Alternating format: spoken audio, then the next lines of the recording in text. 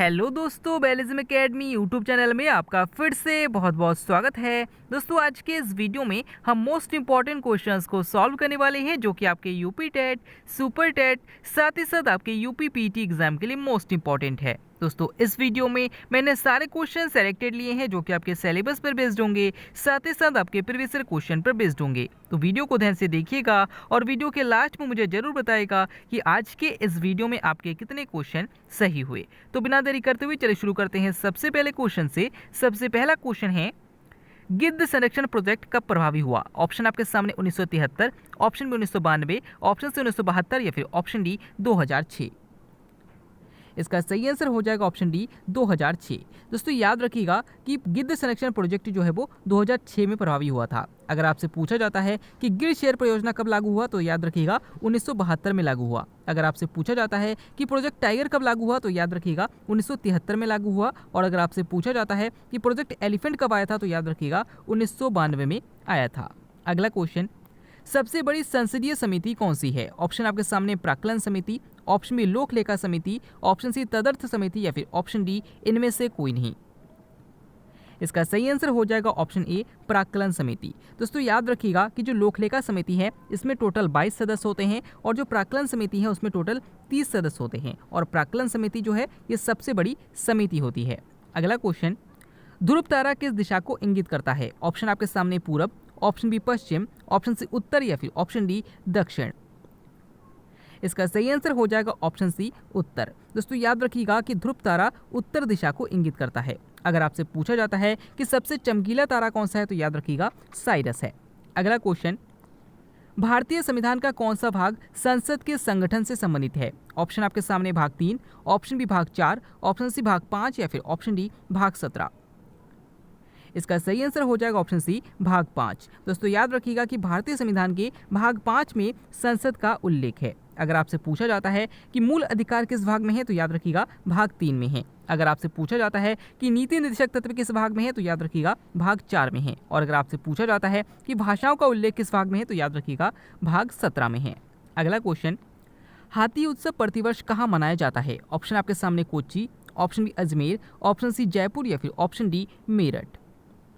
इसका सही आंसर हो जाएगा ऑप्शन सी जयपुर। दोस्तों, याद रखिएगा कि हाथी उत्सव प्रतिवर्ष राजस्थान के जयपुर में मनाया जाता है। और अगर आपसे पूछा जाता है कि ऊंट उत्सव कहाँ मनाया जाता है, तो याद रखिएगा अजमेर में मनाया जाता है जो कि राजस्थान में है। और याद रखिएगा कि इसको पुष्कर मेला भी कहा जाता है।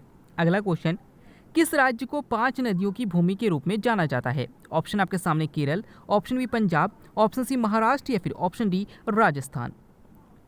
इसका सही आंसर हो जाएगा ऑप्शन बी पंजाब। दोस्तों, याद रखिएगा कि पंजाब का जो, अगर हम पंजाब का संधि विच्छेद करेंगे तो उसके आधार पर हम पाएंगे कि पंजाब का जो अर्थ होता है उसका अर्थ होता है 5 नदियों की भूमि। तो याद रखिएगा कि पंजाब को 5 नदियों की भूमि के रूप में जाना जाता है।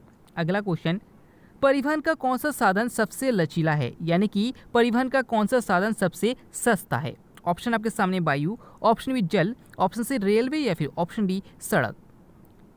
इसका सही आंसर हो जाएगा ऑप्शन बी जल। दोस्तों, याद रखिएगा कि जो जल संसाधन है ये परिवहन का सबसे सस्ता साधन होता है। अगला क्वेश्चन, तेल नदी किसकी सहायक नदी है? ऑप्शन आपके सामने Ganga, option B Mahanadi, option C Kaveri या फिर ऑप्शन डी गोदावरी। इसका सही आंसर हो जाएगा ऑप्शन बी महानदी। दोस्तों, याद रखिएगा कि जो तेल नदी है ये महानदी की सहायक नदी है। अगर आपसे पूछा जाता है कि दक्षिण गंगा किसे कहा जाता है, तो याद रखिएगा गोदावरी नदी को कहा जाता है। और अगर आपसे पूछा जाता है कि दक्षिण भारत की गंगा किसे कहा जाता है, तो याद रखिएगा कावेरी नदी को कहा जाता है। अगला क्वेश्चन, अमृत क्रांति का संबंध किससे है? ऑप्शन आपके सामने उर्वरक उत्पादन, ऑप्शन बी तिलहन उत्पादन, ऑप्शन सी मत्स्य उत्पादन या फिर ऑप्शन डी नदियों को जोड़ना। इसका सही आंसर हो जाएगा ऑप्शन डी नदियों को जोड़ना। दोस्तों, याद रखिएगा कि नदियों का जो जोड़ने से संबंधित जो क्रांति है उसको अमृत क्रांति कहा जाता है। अगर आपसे पूछा जाता है कि भूरी क्रांति का संबंध किससे है, तो याद रखिएगा उर्वरक उत्पादन से है। अगर आपसे पूछा जाता है कि पीली क्रांति का संबंध किससे है, तो याद रखिएगा तिलहन उत्पादन से है। और अगर आपसे पूछा जाता है कि नीली क्रांति का संबंध किससे है, तो याद रखिएगा मत्स्य उत्पादन से है। अगला क्वेश्चन, दुनिया का पहला 100% सौर ऊर्जा संचालित हवाई अड्डा कहाँ स्थित है? ऑप्शन आपके सामने है Chennai Tamil Nadu, option B Cochin Kerala, option C Bengaluru Karnataka या फिर ऑप्शन डी मुंबई महाराष्ट्र। इसका सही आंसर हो जाएगा ऑप्शन बी कोचीन केरल। दोस्तों याद रखिएगा कि 100% सौर ऊर्जा संचालित हवाई अड्डा जो है वो कोचीन केरल में है। अगला क्वेश्चन, सबसे ऊंचाई पर स्थित दर्रा कौन सा है? ऑप्शन आपके सामने जोजिला दर्रा, ऑप्शन बी लिपुलेख दर्रा, ऑप्शन सी बनिहाल दर्रा या फिर ऑप्शन डी डोंगरीला दर्रा। इसका सही आंसर हो जाएगा ऑप्शन डी डोंगरीला दर्रा। दोस्तों याद रखिएगा कि दिए गए ऑप्शंस में से जो डोंगरीला दर्रा है ये सबसे ऊंचाई पर स्थित दर्रा है। अगर आपसे पूछा जाता है कि ये कहाँ पर स्थित है तो याद रखिएगा उत्तराखंड में स्थित है। अगला क्वेश्चन, भारत में नमक उत्पादन में अग्रणी राज्य कौन सा है? ऑप्शन आपके सामने Gujarat, option B Maharashtra, option C Tamil Nadu या फिर ऑप्शन डी आंध्र प्रदेश। इसका सही आंसर हो जाएगा ऑप्शन ए गुजरात। दोस्तों याद रखिएगा कि नमक उत्पादन में गुजरात राज्य जो है वो सबसे आगे है। अगर आपसे पूछा जाता है कि मूंगफली की खेती सबसे अधिक कहाँ पर होती है तो याद रखिएगा गुजरात में होती है। ग्रेट बियर किसका नाम है? ऑप्शन आपके सामने चंद्रमा, ऑप्शन बी तारामंडल, ऑप्शन सी तारा या फिर ऑप्शन डी आकाशगंगा। इसका सही आंसर हो जाएगा ऑप्शन बी तारामंडल। दोस्तों याद रखिएगा कि कई सारे तारा मिलकर, जैसे कि जो आप सप्तऋषि को देखेंगे, इसी तारों में अगर कुछ और तारों को ऐड किया जाए तो ये ग्रेट बियर जैसा दिखाई देता है, तो इसी का नाम इसी से पड़ा है ग्रेट बियर। अगला क्वेश्चन, भारत में नागरिकता अधिनियम कब पारित किया गया? ऑप्शन आपके सामने 1952, ऑप्शन बी 1955, ऑप्शन सी 1986 या फिर ऑप्शन डी 1990। इसका सही आंसर हो जाएगा ऑप्शन बी 1955। दोस्तों याद रखिएगा कि भारत में नागरिकता अधिनियम 1955 में पारित किया गया था। अगला क्वेश्चन, फलों के मीठे स्वाद का क्या कारण है? ऑप्शन आपके सामने glucose, option B fructose, option C cellulose या फिर ऑप्शन डी इसका सही आंसर हो जाएगा ऑप्शन बी फ्रक्टोज। दोस्तों याद रखिएगा कि फ्रक्टोज को फ्रूट शुगर भी कहा जाता है, यानी कि फलों की शर्करा कहा जाता है। ग्लूकोज को ग्रेप शुगर यानी कि अंगूर की शर्करा कहा जाता है और सुक्रोज को गन्ने की शर्करा कहा जाता है। अगला क्वेश्चन, अशोक के समय लिखे गए शिलालेखों को सर्वप्रथम जेम्स प्रिंसेप द्वारा पढ़ा गया था। ये किस लिपि में लिखे गए थे? ऑप्शन आपके सामने है ब्राह्मी लिपि, ऑप्शन बी देवनागरी लिपि, ऑप्शन सी गुरुमुखी लिपि या फिर ऑप्शन डी खरोष्ठी लिपि।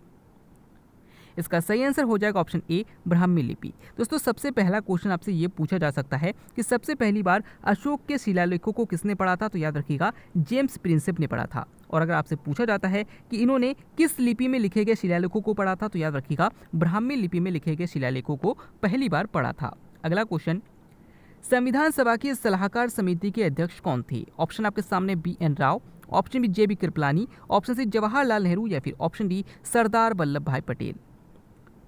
इसका सही आंसर हो जाएगा ऑप्शन डी सरदार वल्लभ भाई पटेल। दोस्तों याद रखिएगा कि संविधान सभा की सलाहकार समिति के अध्यक्ष जो थे वो सरदार वल्लभ भाई पटेल थे। अगर आपसे पूछा जाता है कि भारतीय संविधान का पहला प्रारूप किसने तैयार किया था, तो याद रखिएगा बी एन राव ने तैयार किया था। अगला क्वेश्चन, राष्ट्रीय शिक्षा दिवस कब मनाया जाता है? ऑप्शन आपके सामने 19 नवंबर, ऑप्शन बी 11 नवंबर, ऑप्शन सी 14 नवंबर या फिर ऑप्शन डी 27 सितंबर। इसका सही आंसर हो जाएगा ऑप्शन बी 11 नवंबर। दोस्तों याद रखिएगा कि राष्ट्रीय शिक्षा दिवस 11 नवंबर को मनाया जाता है। अगर आपसे पूछा जाता है कि विश्व शौचालय दिवस कब मनाया जाता है, तो याद रखिएगा 19 नवंबर को मनाया जाता है। अगर आपसे पूछा जाता है कि विश्व मधुमेह दिवस कब मनाया जाता है, तो याद रखिएगा 14 नवंबर को मनाया जाता है। और अगर आपसे पूछा जाता है कि विश्व पर्यटन दिवस कब मनाया जाता है, तो याद रखिएगा 27 सितंबर को मनाया जाता है। अगला क्वेश्चन, किस मसाले को काला सोना कहा जाता है? ऑप्शन आपके सामने हींग, ऑप्शन बी लौंग, ऑप्शन सी इलायची या फिर ऑप्शन डी काली मिर्च। इसका सही आंसर हो जाएगा ऑप्शन डी काली मिर्च। दोस्तों याद रखिएगा कि काली मिर्च को काला सोना भी कहा जाता है। अगर आपसे पूछा जाता है कि मसालों वाला राज्य किसे कहा जाता है, तो याद रखिएगा केरल को कहा जाता है। अगला क्वेश्चन, पीली नदी किसे कहा जाता है? ऑप्शन आपके सामने पो नदी, ऑप्शन बी सांगपो नदी, ऑप्शन सी नील नदी या फिर ऑप्शन डी होंगहो नदी।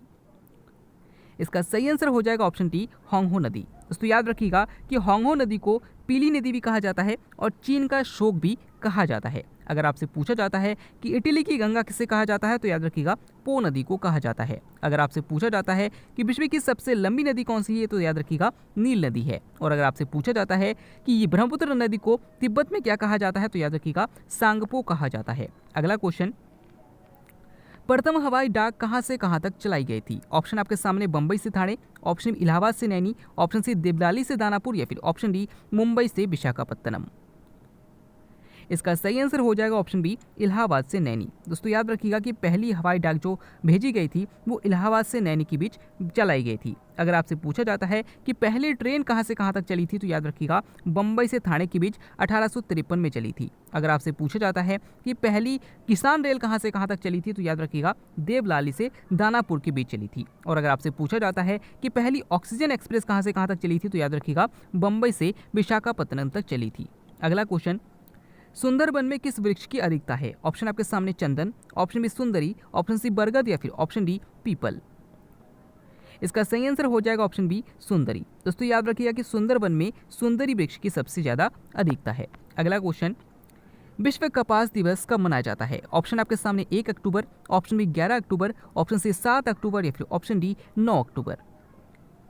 इसका सही आंसर हो जाएगा ऑप्शन सी, 7 अक्टूबर। दोस्तों याद रखिएगा कि विश्व कपास दिवस 7 अक्टूबर को मनाया जाता है। अगर आपसे पूछा जाता है कि वृद्धजन दिवस कब मनाया जाता है, यानी कि ओल्ड एज डे कब मनाया जाता है, तो याद रखिएगा 1 अक्टूबर को मनाया जाता है। अगर आपसे पूछा जाता है कि विश्व डाक दिवस कब मनाया जाता है, तो याद रखिएगा 9 अक्टूबर को मनाया जाता है। और अगर आपसे पूछा जाता है कि अंतर्राष्ट्रीय महिला दिवस कब मनाया जाता है, तो याद रखिएगा अंतर्राष्ट्रीय बालिका दिवस जो है वो 11 अक्टूबर को मनाया जाता है। अगला क्वेश्चन, गौरी गंगा किसे कहा जाता है? ऑप्शन आपके सामने Yamuna, option B Sarayu, option C Gomti या फिर ऑप्शन डी हुगली। इसका सही आंसर हो जाएगा ऑप्शन बी, सरयू। दोस्तों याद रखिएगा कि गौरी गंगा के नाम से सरयू नदी को जाना जाता है। अगर आपसे पूछा जाता है कि अयोध्या किस नदी के किनारे स्थित है, तो याद रखिएगा सरयू नदी के किनारे स्थित है। अगला क्वेश्चन, अंतर्राष्ट्रीय चावल अनुसंधान संस्थान कहाँ स्थित है? ऑप्शन आपके सामने Mexico, option B Cuttack, option C Oslo या फिर ऑप्शन डी मनीला। दोस्तों इस क्वेश्चन के आंसर आपको हमें कमेंट के द्वारा बताना है। आज के इस वीडियो में आपके कितने क्वेश्चन सही हुए, साथ ही